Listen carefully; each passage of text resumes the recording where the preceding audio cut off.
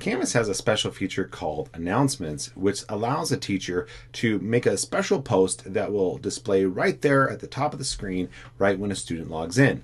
But sometimes students don't realize that you should click on that announcement to see all the details. And so let's go ahead and look at how we can see an announcement and see where else we can find announcements that may have been made. Okay.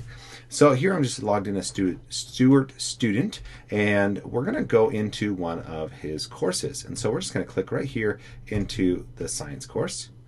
And notice right here at the top, it says recent announcements. Okay. Now, if for some reason your teacher hasn't set the setting for announcements, but there is an announcements link over here in the left, you can also access it there. And I'll show that in just a minute.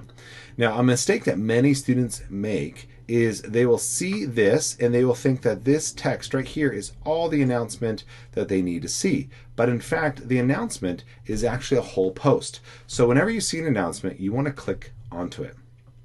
And you can see that it's a whole post. And there might be text or video. There might be something you're supposed to do or a link. Now, some announcements allow students to actually reply. And there would be a reply button down here. And then it's like a discussion post. Now, this isn't one of them. But then you can actually comment on an announcement. Most teachers will set it so that up to 3 announcements will be shown here at the top.